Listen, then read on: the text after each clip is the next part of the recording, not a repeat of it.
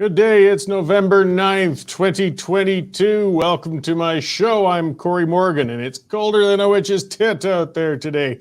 But what are you going to do? Winter had to come eventually. It's a good time to be thankful for all of the hydrocarbons, natural gas, things like that are keeping us warm and alive today, because we know that the windmills and solar panels aren't going to cut it. Unfortunately, not enough people know that already. Good to see you guys checking in already live in the comment scroll. I'd like to remind everybody we're currently not blocked from anything. It's nice. We're streaming on Facebook, YouTube.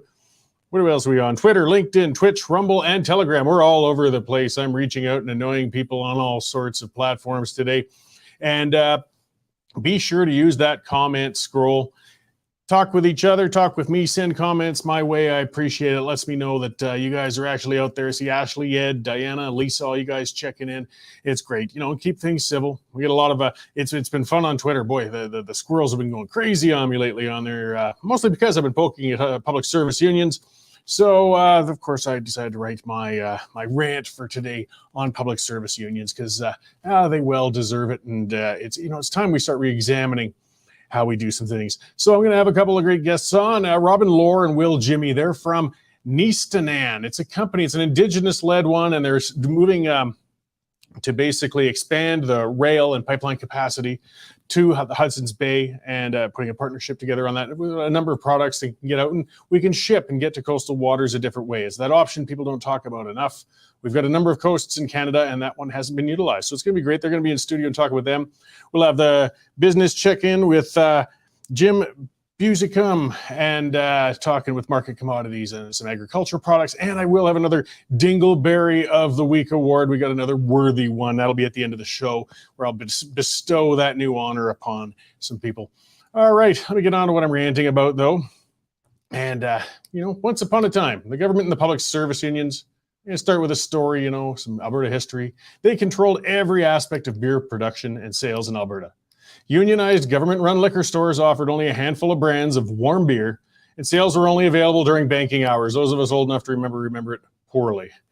Breweries were unionized, as were the trucking companies delivering the beer to the stores, which were unionized as well. That meant that pretty much every summer, one of those unions would go on strike, and there'd be a beer shortage in the province. I remember the massive lineups outside liquor stores as people would clean them out in anticipation of strikes. Now, back then, Big Rock Brewery was a small brewery. They formed in Calgary in the 80s, and they were having a hard time establishing themselves because, of course, they had unionized government liquor stores fighting against carrying their beers, and they sold from a small outlet out in southeast Calgary. I think they were in Dover, if I recall, and sold directly to bars, so they had their little niche. But they were having a hard time. Then the unions finally overplayed their hand. During a big brewery strike in 1984, something changed. It was one of those regular strikes, but Albertans this time had somewhere to go. So they flocked to Big Rock, and they bought their beer as fast as the brewery could produce it.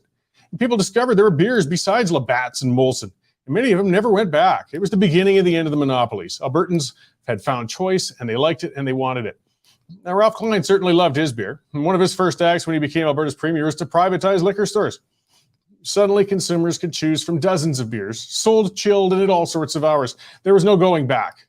With a solid base of independent liquor stores that they could sell to, small breweries and now distilleries are starting to form and flourish.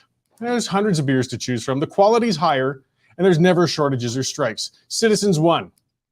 Now, getting more domestic, or I should say contemporary, the Canadian Union of Public Employees overplayed their hand when they held Ontario parents hostage with outrageous demands for a double-digit raise for education workers as the nation's creeping towards a recession. Tired citizens and parents whose children had already had their education disrupted by 2 years of pandemic lockdowns called on Premier Doug Ford to intervene. Ford unfortunately responded with a hammer and overplayed his hand by preemptively invoking the notwithstanding clause so he could violate the charter and try and force the education workers back to their jobs. CUPE went on an illegal strike, and within days, Ford blinked and backed off. So who won in all these games? Now, that's hard to say. But the clear losers, though, are the students. Students across Canada are going to continue to lose due to a lack of choice in schools. And I mean, sure, there's some private schools out there and charter schools, but for the most part, the government has a monopoly on providing education, and it's all unionized. When there's a lack of choice and when consumers can't vote with their feet or wallets, the consumers will always lose. And quality and stability of product will suffer. Education is a product, and students are the consumers. It's time to move to models that best serve those consumers, and those models involve more school choice. The dollars need to truly follow the students, and the schools, both public and private, should be able to compete for those dollars. Students should be treated as assets to be drawn in, and schools need to be incentivized to attract them. Union-based pay scales protect teachers who are mailing it in while pursuing a pension, while underpaying some of the exceptional teachers who give it all they have. Schools should be competing for the better teachers as well as the students. Merit-based pay systems improve quality, but the union hold has to be broken. The strikes, standoffs, and instability won't end until the system changes. Unionization can't be banned. Hey, it's a right for collective bargaining, but their monopoly on education can be broken. Let the unions compete for the teachers as well. If they're that good, they shouldn't have problems getting them, and the education support workers. Monopolies and near monopolies stunt innovation and quality. It doesn't matter if the monopoly is government run or private. The end users of the product are going to be the ones who lose in the end. The unions may have won the day in Ontario, but they could lose the battle. Parents won't forget being put over a barrel like that. If we want to see some of the best educational and healthcare outcomes on earth, we need to break the union-dominated monopolies. We're already spending more than just about anybody else on earth, and we're not getting the outcomes. So spending more on these systems as they are is just throwing good money after bad. It's time to give people choice. That's what's got me going today, guys. That was the whole outcome of the mess over in Ontario, and it's time to change that. All right, let's check in on some other news and see what our news director, Dave, there was a dyslexic moment. Dave Naylor in our newsroom there, our news editor covering things in Alberta and Canada. How's it going, Dave? Pretty good, Cory, whatever your name is. Geez, honest, I haven't slipped on my sobriety. I'm just tripping on my tongue. Oh, tell you what, Cory, this week I have never been so grateful for my automatic car opener or car starter. There's my dyslexia for you. Just pop the door open an inch, press a button, and it'll be nice and warm when you get there. Yeah, I don't have. It's funny. We just bought a truck, and for Jane, it's a used one, and it had command start, and it only worked once we got it home and stopped working. So the command start now is Cory, go outside and start the truck. It's still effective, but I don't find it as comforting as yours. No, it works every time. Hey, has the cold weather helped you with your problem bear? I haven't seen him in a while, so I'm hoping that the jerk's gone to sleep for the winter. I'm sure he's just going to dream of what he's going to do to me in spring, but I'll get a break from him. Hey, maybe he's in your attic snoring away. Yeah, I might have a winter discovery to report on yet. All right, we got some good stuff on the website already this morning, Cory. Leading off with our parliamentary columnist, David Creighton. You'll remember some comments made by the Prime Minister that came to light that he didn't think the trucker protesters were very smart. Well, our Mr. Creighton doesn't think Mr. Trudeau's very smart. And he's got a column on why he thinks that. Calgary police have made some steps forward in a historical 2006 sexual assault. Through genealogy, they've been able to publicly release that the attacker comes from South Asian descent, and they've put out a composite sketch again of the suspect. Now, Edmonton police got in big trouble with this when they did it a couple of weeks ago, and they released a genealogy report showing that the suspect was black, and the black community got into an uproar saying you're painting us all with this brush, and Edmonton police apologized the very next day, but that hasn't stopped Calgary police from doing the same thing. Our Lee Harding's got a report on all the Chinese influences that's been going on in Canadian elections, especially focusing on 2019.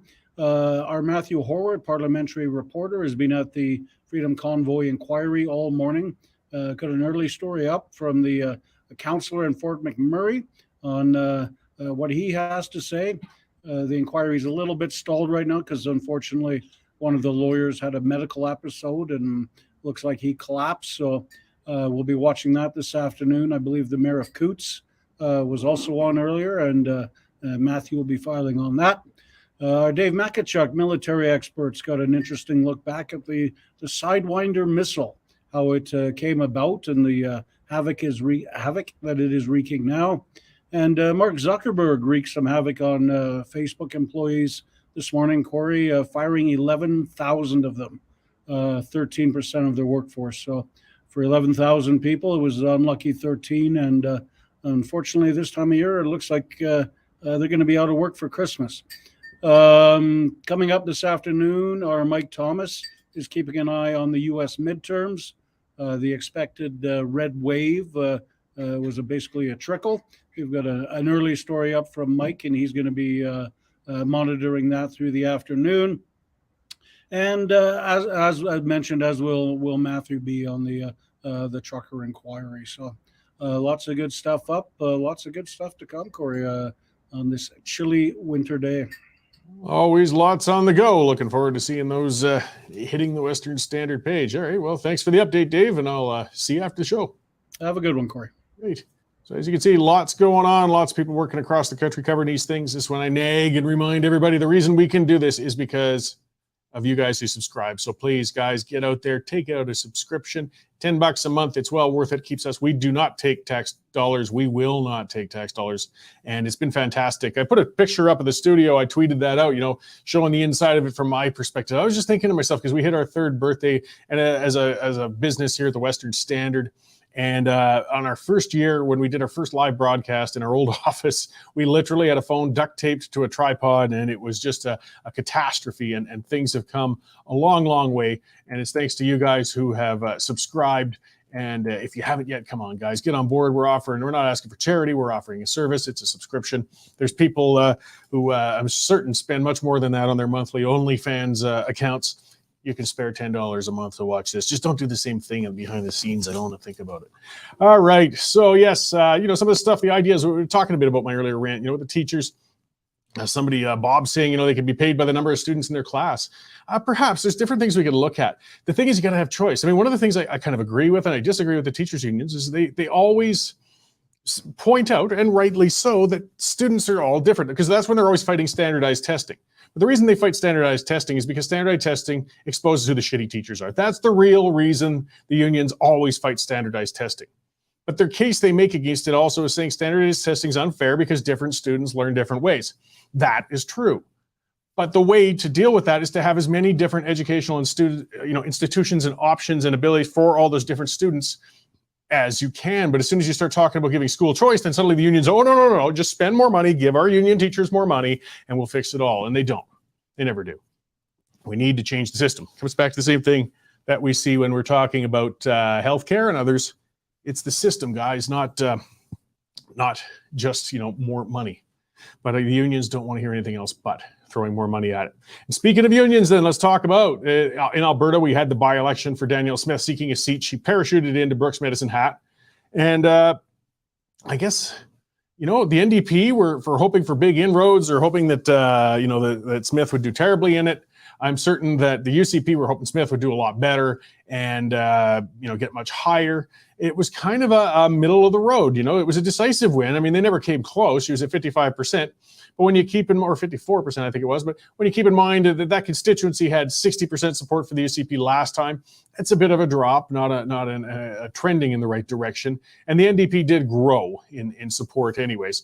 But again, so I mean, it's hard to read too much into those. With the by-election, if there was something way over to one side or the other, if it was a 80% win for Smith, you could really read a lot into it. Or if it was a close call, near loss for Smith, you could read something into it. But in the middle, well, she's got her seat, and I guess we'll just work on it the next 6 months and see where things go from there. But you can't really interpret too much. There are people saying, the turnout was terrible. Well, yeah, but if you watch by-elections, the turnout in by-elections is always terrible. The only thing typically in by-elections is they often don't favor the government in power, because people look at those as a safe election to kind of express their discontent with the government and vote against them without worrying about throwing them out of power. But there's just not too much to be read into that. Likewise in the States, the midterms happened out there. People were kind of expecting this big red wave. It was funny that they were complaining that Twitter wasn't going to crank down on things and perhaps even cause a risk of too many Republicans taking seats or taking control of the House. But it was pretty muted. They didn't make the inroads they hoped to. And the Americans seem to have that constant tradition. They bring in a president. It doesn't matter whether it's Democrat or Republican. When they get the first chance in a midterm, they'll vote against their own president. They seem to like to, I guess, strategically vote to keep that balance in their houses. It's better than, I guess, always having somebody with full control on every level of government in there. But this time it wasn't really wasn't what they expected for the Republicans. And of course, we're still going to be fighting. And as they tend to do, it'll be weeks before everything's finalized in there. But we'll be watching that as it progresses in the next little while. And something I said on Twitter, and we'll be talking about more. I'll admit now, I've never been a Trump fan, and I know a lot of you guys get upset whenever I point that out. And hey, if I lived down there and had to choose between Hillary and Trump, I still would have voted Trump. But I'm not sad that he's gone. And the Republicans have really got to find somebody else to get behind. And I think that really was demonstrated in these midterm elections, guys. The man is a liability. And if they don't somehow, and I know he doesn't leave the room willingly, but if they don't find somebody else to be the face of their party going into the next election 2 years from now, I assure you that if, assuming he's still got the mental capacity to stand up, Biden will be the president for 4 more years after that. So it's on. I think they're going to have some heavy duty soul searching to do within that party and figure out who's going to lead them into the next election. Okay, I've got my guests in studio. Maybe we'll move to that fairly quickly. If Nico's ready, if not, I can go a bit longer. Okay, so we're just going to run a quick ad, and then we'll be coming back, and I will be speaking with Mr. Lohr and Mr. Jimmy about Hudson's Bay and new shipping options. Canadian Shooting Sports Association. Without the CSSA, our gun rights would have been taken long ago. These guys are on the front lines helping to draft smart and intelligent firearms regulations and legislation in Canada, and more importantly, educating the public about how we keep guns out of the hands of the wrong people. To become a member, it's absolutely worth every penny. Okay, I'm joined in studio with Robyn Lohr and Will Jimmy of Neestanan. I'm pretty sure I'm pronouncing that correctly. So this is an indigenous-led group, and it's working towards expanding, I guess, the utility corridor or exportability to Hudson's Bay. Have I got that correctly, essentially, in a nutshell? Yes, you do. Okay. And so Neestanan, for those, and I don't speak Cree, but Neestanan, for those that don't, means all of us in Cree, or in some parts of Cree-speaking world, us too. Mm-hmm. Well, and what's interesting right off the bat with that is that clearly it's a partnership initiative. It's not talking about negotiating an agreement with First Nations on the way through. It's partnering with First Nations and actually getting together on that. I mean, it's surprising it kind of took this long and this many fights with infrastructure projects, but working together is the way, probably a better way to get things done, I would think. I think it's the whole concept is not new. It was talked about back in the 70s, even the 60s by the Indigenous leadership at the time. But I think what has happened is that the will and the expertise and the willingness to step forward and pick up the ball and run with it wasn't there. And I think over the years, the transformation of Indigenous leadership has created the opportunity for us as First Nations or Indigenous people to pick up that ball and run with it and become a part of the Canadian economy. Yeah, well, and it's the active nature of it that's good. I mean, it's not just, okay, we've come to an agreement, here's your monthly royalty, and we'll carry on. I mean, It's participation, it's being within the agreement, I think, that would lead to a more productive relationship, theoretically. Sure, I would say for the economy and for the Indigenous participation, it's transformational. So I guess getting on to what this particular project is, so, I mean, we've had a lot of bottlenecks with getting a lot of product to coastal waters. I mean, energy's been the prime one, but this is talking about a lot of products actually besides just energy products. But can you kind of lay out what's being proposed, like the route to get to the coast on this? Well, we're product agnostic, and the University of Calgary School of Public Policy has done some really good work on this, and saying Canada needs more multimodal transportation systems. So the vision is a Indigenous-owned corridor. Inside that can go all sorts of things, be it power lines, fiber optics, rail lines, pipelines, etc. Yeah, all of those things. So would this be going in and supplementing the existing rail line that's already going to Churchill, or is this a whole new corridor you're talking about? If I may, Go ahead. The corridor in itself would be something new that would be developed from northern Alberta through northern Saskatchewan, northern Manitoba into the Hudson Bay. The rail line itself has been there for 100 years. It was known as the Hudson Bay Rail Line at one point. Now it's the One North Rail Line, which is owned 100% by the nations and the municipalities in northern Manitoba.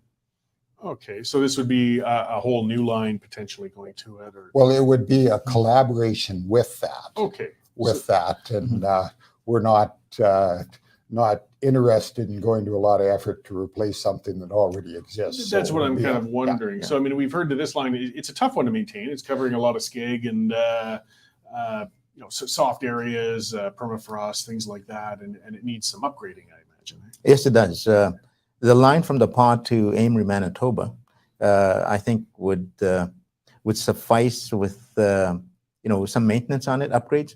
The line that goes from Amory up to Churchill is the one that's muskegee, and the ground conditions are not favorable to hauling heavy loads on the rail line. Okay, so that different line has more ability to. Yeah, the Canadian government and the Manitoba government have put forward $147 million to improve all of that. Okay, so so that's a work in progress. So the kind of products that would go on that, I imagine we've had a lot of supply chain issues. I think the more means you have to move product in and out, it's going to be better for the nation as a whole. But I think initially agriculturally or fertilizer, things like that, would be prime type of. Go ahead. Well, potash is front and center. Mhm. It's a simple thing to move, and Canada has half of the world's potash reserves. It's a very necessary fertilizer to grow food. And Belarus and Russia are the other two big producers, and they're mostly off the market. So it's a problem for the world. We think that could be exported out of the Hudson's Bay through the indigenous ownership pretty expediently. Okay. And likewise, I imagine, as you said, you're agnostic with it. Anything could go, but there's things you could see along the lines, like forest products, for example.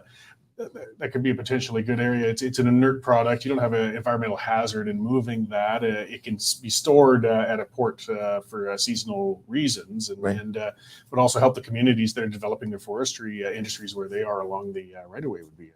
Well, we were meeting with Lac La Ronge's business group last week. They're a big forestry operator in northern Saskatchewan, and your points are correct.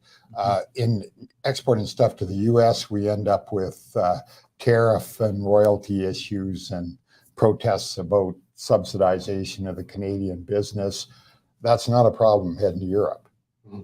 And again, Hudson's Bay is close to Europe. So speaking of Hudson's Bay, though, you do have a limited shipping window when you're in there. It's not like some of the other deep water ports on the east and west coasts. How much time is it viable to bring product in there? Well, when you compare Churchill, the port of Churchill, as it sits today, it's in fresh water, and it freezes solid in the winter months. Probably 6 to 7 months it's frozen. So you got 5 months of shipping time. We looked at the Port Nelson, which is south of Churchill, and that's located in salt water on the Hudson Bay. And although there's ice in the wintertime, but it's more like slush, a meter of slushy ice. And that's why we kind of thought, well, maybe we should, investigate the option of putting a port in Port Nelson, where the original site was 100 years ago, prior to them moving it north to Churchill. Okay, well, I'll just expand on Sure. that. We're not inventing anything here. The Russians do all of this in way tougher conditions. I think it is important to have a year-round shipping port there. So that's a work in progress, and discussion with the existing port of at Churchill and the owners, and who are, as Will said, are mostly indigenous, and so we're not. This isn't a them and us program. This is a collaboration. Yeah, and then what about for bringing product in? That's another aspect. I mean, I could imagine you could be bringing import products into this port for distribution. Winnipeg is a good transportation hub for intermodal transport, things like that. Have you been looking at overseas partnerships, that sort of thing? We haven't been looking at overseas partnerships as of yet, but what we've looked at is actually having a container port as well as part of phase one, and along with the potash. That way we can get the containers in there, ship them and rail them into Winnipeg, where they have the transportation hub. Okay, yeah, because it would be quite an economic boon. I mean, when we're bringing product now right into the center of the nation geographically, Yep. Rather than to our east and west coasts and still having to ship inwards. Likewise, I imagine there's potential to ship downwards into the Midwest and the United States. Yeah, the opportunities, there's a bit of a build it and they will come opportunity here. Containers are how a lot of things get moved. Centerport, which is a Winnipeg promoted phenomena that needs a deep water port, tidewater port, and this could be a great marriage with it to service the middle of North America. Winnipeg's the geographical center of North America. And you mentioned deep water, so that is a good. It can sustain some larger ships and things such as that. Like I spent a few years working up in Nunavik, for example, in Tuktoyaktuk, their ports, but due to the nature of the delta and the ice, it's just not an appropriate area for heavy shipping. But. Sure, it liken it to the Gulf Coast of the U.S. We would need to do some dredging. We think that's engineering work in progress. Dredging is why the original port, as Will mentioned, was moved to Churchill from Port Nelson. Dredging was a big problem in 1920, not a big deal in 2022. Yeah, so we've got better ability to dredge. Silt builds up, it causes issues. But are there environmental challenges then with that? I mean, there's, looking at some of the areas where you could get pushback from some groups or people saying if you're disrupting things along the coast, is that, I imagine there's mitigation plans. Yeah, what we've done is actually get the two nations that are right on the coast involved, and they've been spearheading the whole environmental and social impact studies. Because it's their backyard, and they don't want to mess. Yeah, and they've taken the ball, and they've hired their own. They've got two scientists that are actually from their nation that are working. And one is a professor in the university. The other one works for an organization in Winnipeg, and they're from the communities. They've got their doctorate degrees. One in environmental science, and the other one in the social impact studies.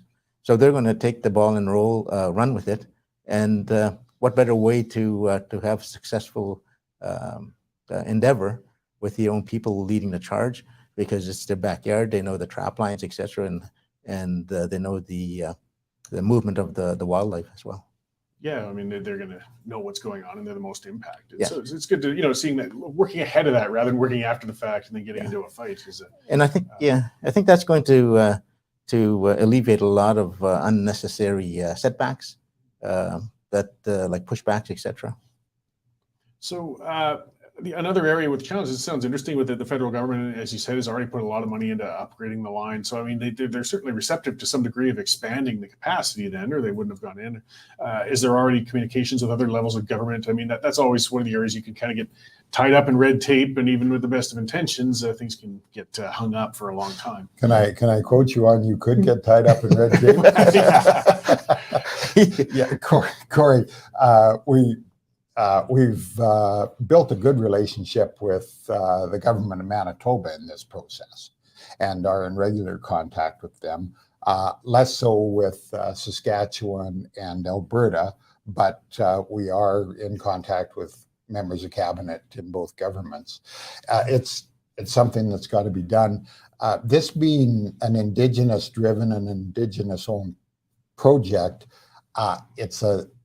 they have powers under the Constitution and under their treaties that a typical industry player doesn't. Well, I was going to come to that in a sense. I mean, that kind of transcends. It's like a whole other order of government or level of it. I mean, it doesn't give complete impunity to push a project through, but it certainly gives a different type of leverage when speaking with the federal government or speaking I mean, you're going to cross a number of jurisdictions if this sort of project comes along.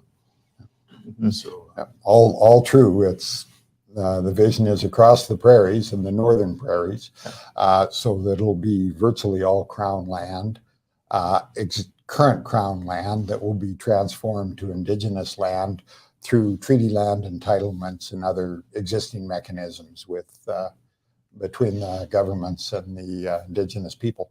Yeah, so if you did do a corridor, a full corridor with a number of utilities, then I mean, how wide would you be looking for a right of way? Like, a pipeline right of way can range anywhere from 50 meters to 150. I guess if you have overhead power, if you have pipes, if you have rail, is it a wide footprint? Or? Well, this one will be measured in kilometers, not meters. Okay. So it'll be 1, 2, or 3 kilometers, depending on the part.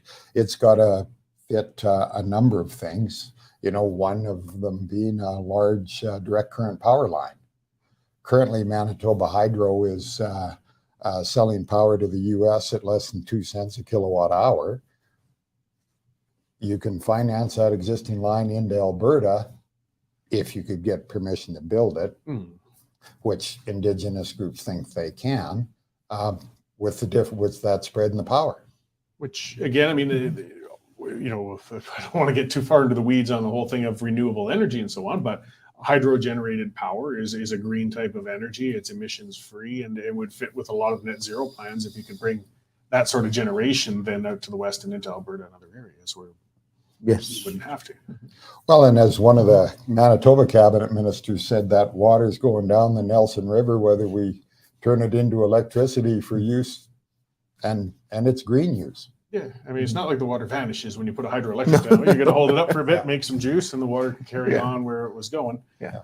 Well, that's great. So at what stage is your group at this point? Is it fundraising, consultation? I imagine there's a number of irons you got in the fire with this. Yeah, what we're doing now, we thought it was very important to actually engage the communities along the potential corridor, just so that we avoid unnecessary setbacks. And the last year and a half or so, we've been visiting the communities, making presentation, consulting with them, and basically getting their support in this endeavor. And it has gone successfully to date. All along the road, we've had no setbacks in terms of pushback. A lot of good questions, mind you, but at the end of the day, a lot of the nations that we've spoken to thus far have expressed their support on a project like this. And it's still a bit high level, but what sort of timeline are you looking at then at this point where you think perhaps product could actually be moving, or even construction, I guess, moving on this right away? Well, the world need for this type of project in Canada is yesterday. Or as one of the professors that looked at it said, well, we needed this 25 years ago. All of that's true, but we didn't build it 25 years ago. So the question is, how soon can we move it through? And to background to some of your questions, the largest time-consuming thing here is the regulatory process and the consultation process. We've focused on the consultation process because it's Indigenous owned, and we want not just a chief and council to think this is a good idea. We want the community, the grassroots people, which represents the nation, to buy into this and to give their approval. And we've gotten those supports. It seems to be a long. It would appear to be a long process, but I think it's the right process. Yeah, well, you can get a hold of it if you don't do it correctly. I think if in Calgary, for example, with the ring road, I mean, often they got approval from the chief and council, but when they put it to the people on the ground, they said, no, we don't like this deal, and they rejected it. Exactly. And years were lost. If you just started at the bottom and to work your way up, that road could have been done a long time ago. So, it's good to see a more proactive approach with something like this, because if people don't feel they've been spoken with and respected, that they're not going to cooperate later on. Yeah, and I think that's where all the setbacks with other projects have arisen, is that the grassroots people weren't properly consulted, and as a result, were felt that they were being wronged. But I think with our process, we're going to the grassroots people, explaining to them, listening to their concerns, and agreeing with their concerns, and putting our minds together and saying, yeah, but we can do it in this fashion, where it mitigates and minimizes the impacts. Well, it sounds like a very exciting initiative. If presuming it can come together, I really like where it's going. Where can people? I appreciate you coming in to speak to us. If there's more you'd like to add, and where can people find more information about this? Well, there's a website, Neestanan.ca. It's put together by us amateurs, so don't be too. Well, I've looked at it. It's got some good videos and depth and things, of course, to it. So I just like to, be able to remind people while they're at it is where they can find some more if they've caught interest. We can only cover so much in the show, and perhaps they'd have things they'd want to send your way for feedback or whatnot. So we'd welcome that. Yeah, we think it's the right thing to do at a whole bunch of levels. It's interesting talking to international groups that are potential partners and funders. There's a real doubt out there internationally that Canada could actually ever approve a big project. Well, that is a concern. I mean, we've tried a number of large capital projects, and they've been kind of stopped in their tracks, and it does make investors get a little shy with things. But the indigenous element's always been a large part of that. So if you're partnering with the indigenous communities, then I imagine a lot of that can be rectified. Well, yeah, and more than partnering, they're owners. Yes, Yeah. that's a better way to put it. Yeah, and I think that the big difference is not just partnering with them, but they're we as indigenous people are leading and taking the ball and running with this big infrastructure project. Oh, excellent. Well, thank you both very much for coming in today. It just really sounds like a great initiative. I hope to see more progress on it. Maybe we'll check in again down the road a little and see how it's coming along. Yes. Love to. Thanks for your interest. All right. Thanks. We'll talk again soon, guys. Okay. Thank you.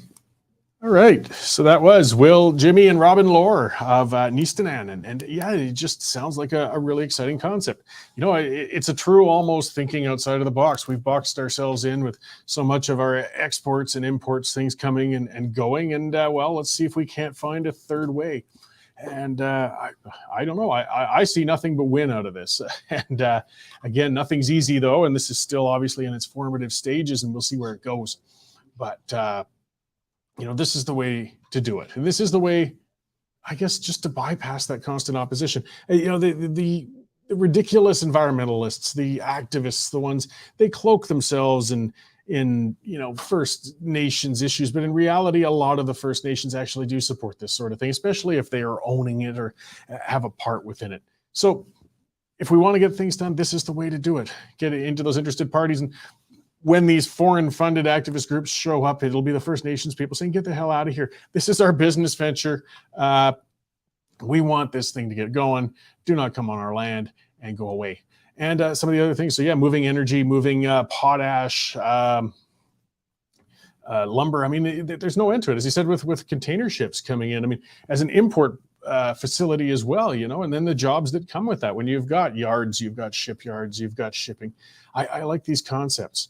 And of course, I didn't want to bring these guys into the politicization of this, but also having a Western Canadian port. It bypasses BC. It bypasses Quebec and Ontario. It's another way through. And that gives a little more independence to Western Canada, Manitoba, Alberta, Saskatchewan, all of us. Not as beholden to Confederation to get our stuff to the port. Paradoxically pointing out, although it didn't stop the ridiculousness with the Wet'suwet'en. Yeah, but you see, with the Wet'suwet'en thing too, that's the CGL pipeline going on and their fake hereditary chiefs that they got along that thing. And again, the environmentalists, those are the ones I'm talking about who wrap themselves around their cause and pretended to be standing up for First Nations. All 20 of the First Nations along the CGL line made agreements to support that line. But that was a case of, and that's that difference that we had, when we're talking to Will in here and such, was this isn't agreements. And as he corrected me, not even partnerships, this would be outright Indigenous owned. This isn't, this is the contract and this is how much we'll give you a month on a lease or something. No, the First Nations along this right away are going to own it. So let's see the activists come from Seattle up into northern Manitoba and try and camp out and block the construction on a project that the First Nations in that area actually own. I don't think it's going to end very well for that activist. The First Nations people want to they don't want to, they want to end the dependency. That's one of the issues on those isolated reserves. And look at the opportunity something like this can bring about. I mean, the amount of things, as I said, they can expand their forest products, maybe some mining. You're crossing shield country out there, or just distribution networks. I mean, we're working at the port, all sorts of things. Not and just talking about the great development of communities, having local industry, having access to the rest of the world. I just see so much win going on with this. And we know there's going to be people pushing back. There always are. And I was speaking the other day with somebody, talk about Mike Hudima, and you know, he's an activist. He was the head of Greenpeace. He's just crazier than hell. He was saying we've got to end all oil and gas consumption around the entire world right now. He's that nuts. But a lot of people follow that nut bar.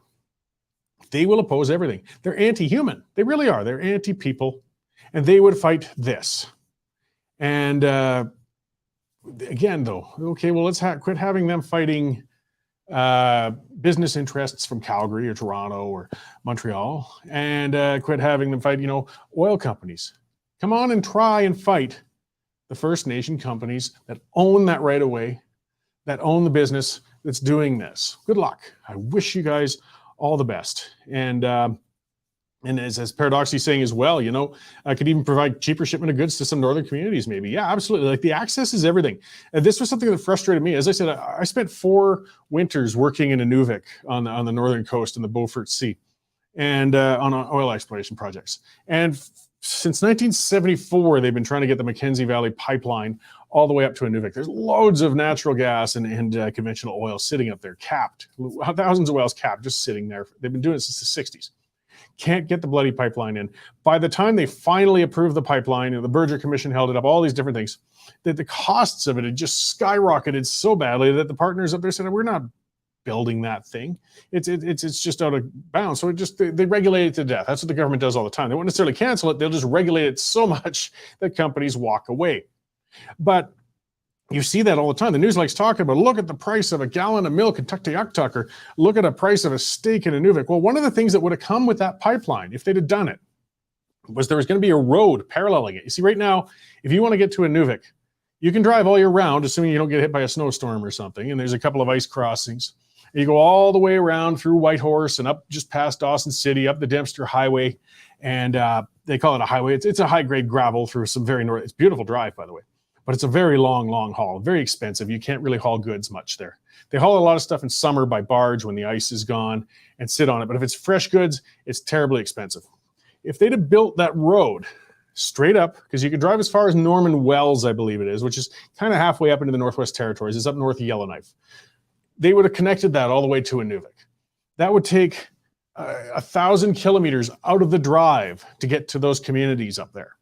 And that would take, you know, a couple of days off the timeline of transporting goods. It would bring, you know, land access for people, whether they're driving, commuting, tourism, and again, shipment of goods to them. It would reduce their cost of living, make them less dependent. These right-of-ways can really help our northern communities, and you know, reduce the isolation that really hinders them. So, you know, northern Manitoba, I haven't been up that way, but I imagine that the reserves along those areas, you know, are having the same challenges with isolation and things like that.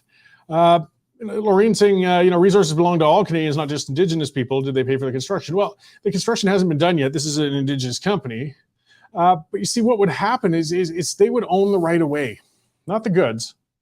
But then you would have a means. If you're a company that has, I guess, product, whatever it might be, potash or manufactured goods or lumber, or yeah, maybe oil, you pay your money, you get it into the train cars, and you ship it through that right of way to get it to the port, and you pay the First Nations who own the right of way. You know, you're paying your transport for it, but you own the goods, or the company does, or Canadians do. The resources, wherever they came from in the first place, are still from the same place. We're just talking about another ability to ship it, another way to transport it, and having the people most interested partnered in on it. And again, I like, you know what, the reality is, if you don't have them partnered in, you're never going to get another capital project built, not a large one.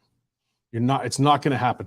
And Shirley saying there's still no regulatory certainty, no legal certainty. No, there's never certainty. No. Northern Gateway, Trudeau shut that right down.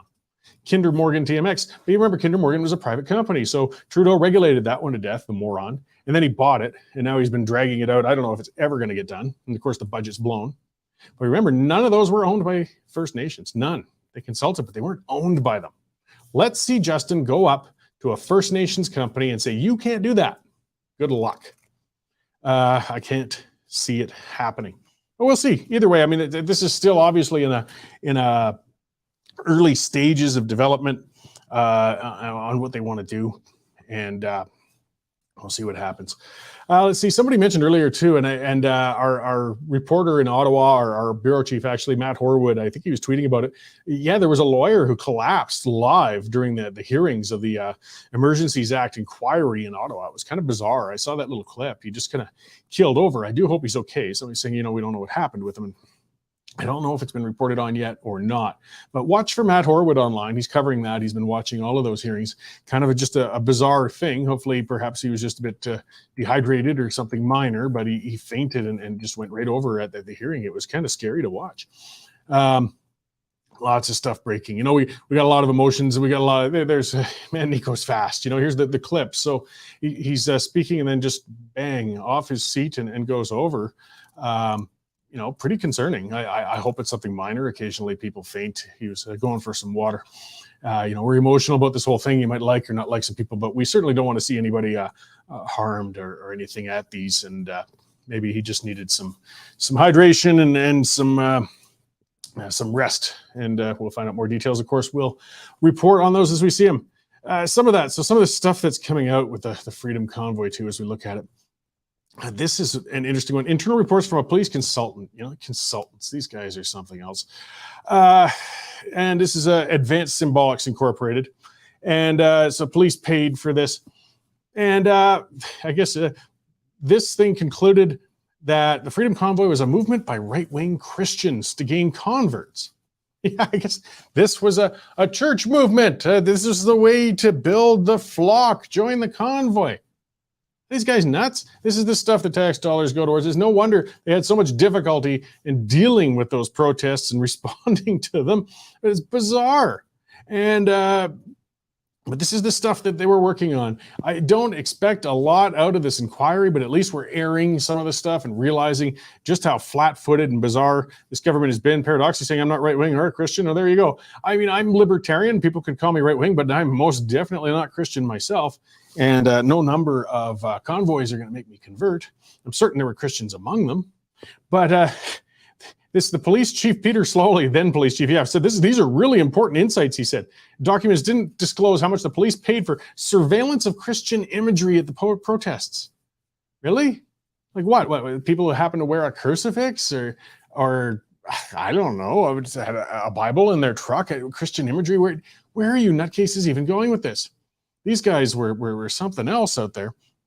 So we'll see what comes of the emergencies inquiry. I guess it'll be a bit delayed with that unfortunate fella dropping like that in there. That was, again, very concerning and kind of scary, but we'll see where that goes. Let's see. Dave mentioned that before I get to the next segment here in a moment. Another interesting one, we look at social media, and Facebook is cutting, it sounds like 11,000 jobs. I'm mixed on it. These social media giants, they kind of bloated and they're contracting. If people old enough to remember .bomb, it was kind of, everybody jumped. I mean, it was amazing. The internet was growing. If you said something was tech related, people would pour their money into it, but it was a giant bubble. It popped and things contracted. And I think we're seeing it now, though. Everybody's going crazy on Musk as he, fired a whole bunch of people from Twitter, and now Facebook's doing it. It's not even a matter of political ideology. These guys grew too fast, too big, and they're carrying a lot of dead weight, and they're flushing it out at this point. I mean, I do feel for the people who got an email in the morning and found out that they no longer have a job. That's nothing anybody ever wants to hear, except for lazy people, I guess. But it's got to happen. And this is just the way it is. But we're seeing a transition, I think, on these social media giants. Things are changing right now. I hope for the better. I hope. But, who would have imagined 20 years ago how influential a handful of social media giants like this could possibly be? Okay, so let's get to the update from Marketplace Commodities with Jim Musicum.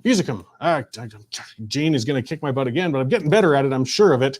And we'll talk about some of those updates. How you doing, Jim? Hey, you doing good today, Cory? How are you doing? Good. It's chilly, but otherwise all right. You got the name down pat, almost. So. Almost, as I did say in a message. I got a Dutch wife who was just mortified that I slaughtered it so badly last week, but I'm improving. I'm on the upward trend here. So I am well inspired. All right. So I guess, one of the things to talk about this week, we're at that point where I guess, harvest is done. Things are getting on the move. But logistics are a concern, the trucking logistics in Alberta and Saskatchewan.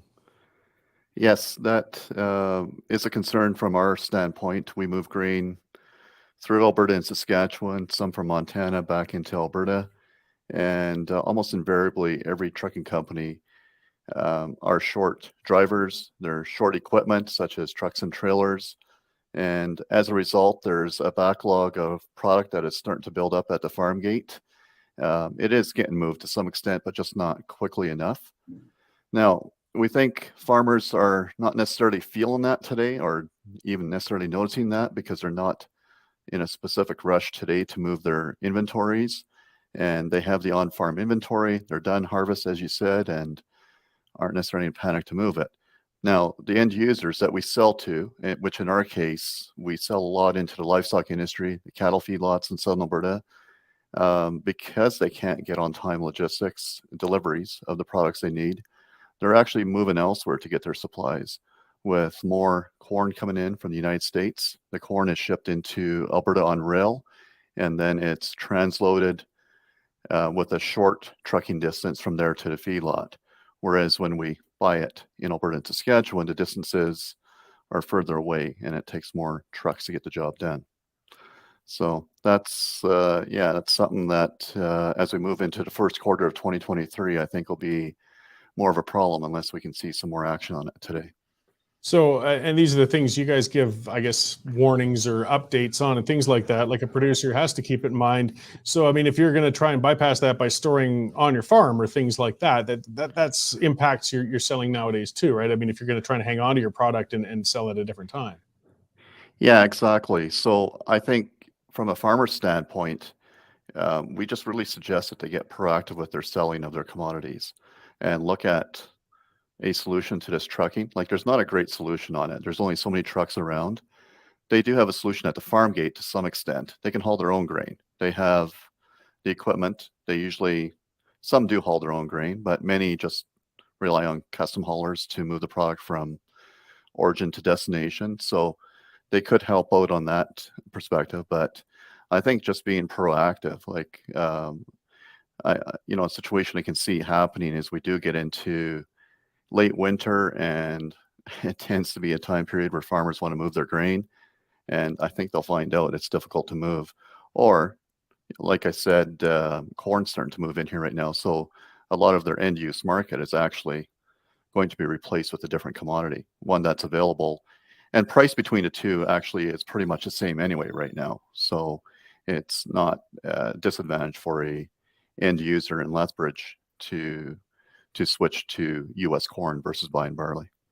So I'm just wondering, actually, I'm just kind of coming out of the blue, but we hear about this periodically. Does rail availability play into this as well? I mean, I know we're shipping a lot of petroleum products, and there was almost competition for rail cars in past times when there were energy shortages. Is that putting a bit of a pinch on with agricultural commodities these days?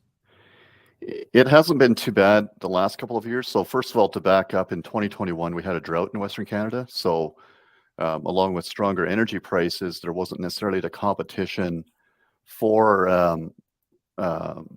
between agriculture and rail products like there is this year. It's possible that becomes more apparent as we move into 2023 as well, where there's a lot of commodities throughout Western Canada that need to get to the ports, to Vancouver, Prince Rupert, and they're competing for rail space for sure. The products coming into Alberta, it's not such a big deal. In fact, there's some efficiencies between moving corn in from the United States to Alberta and then reloading those same cars again with export commodities. So in essence, those cars really just get emptied at the elevator, reloaded again, almost at exactly the same origin, and then head off to ports. So that's pretty good arbitrage efficiency right there. Well, it's quite an involved business where producers now, I mean, you have to plan everything looking from planting to downstream to where you're going to get your product to. So, I mean, that's your specialty there at Marketplace Commodities. Before I let you go, I guess, how would producers reach you and get more information on what you guys offer for services? So Numbers listed on the screen here below. I mean, I'd be happy to talk to farmers. We have 6 traders here at Marketplace Commodities, and we're continually buying, selling the commodities they grow. So we are always more than willing to take their calls and discuss their marketing plans and purchase their commodities. Excellent. Is there anything else you'd like to add before I let you go for the week? That's it for today, Cory. Thank you very much. Excellent. I appreciate the update, and we'll talk again next week. All righty. Goodbye. Great. Thanks, Jim. So it's Jim with Marketplace Commodities, and I'll keep working on it, and I'll have that name down as well as pronouncing my own soon, damn it, one way or another. But I mean, it really does illustrate. I mean, it really is a complicated business, you know, for those of us outside of the agricultural community. It's big business, and you've got to look at the whole thing from start to end. It's interesting, you know, when you're talking about logistics of bringing things in and out and the American corn stuff. I never really thought about it. When I worked in the States a lot, the amount of corn, especially in the East, I mean, it's such a bigger product than it is out here. The first thing you notice is actually the eggs. They feed their chickens with corn, so those yolks are so much brighter and darker, almost orange.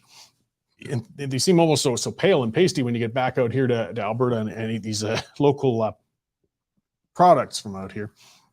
But again, it's worth it. It's big business. It really takes a lot of planning. If, you know, it's one thing to grow and have a great harvest, and it sounds like Albertan producers had a really good one this year around, but then you've got to look at all those things and make sure you have your plan to get it out in a timely fashion, to get it out to market, get it where you've got to, and then prepare for the next year. Let's see. Joe, not a Fed, saying Will and Jimmy might consider speaking with Calvin Helene. He's an Indigenous lawyer from Prince Rupert and was behind the Eagle Spirit pipeline plan to run from Fort Mac to Prince Rupert. Yeah, no, Calvin Helene's great. He wrote a book. I think he's the one who wrote Dances with Dependency. A really good, proactive book on First Nations issues and challenges, and he's really got a good forward-thinking look. And I'm certain that Will and Jimmy must be familiar with Calvin, whether or not they've consulted with him or not.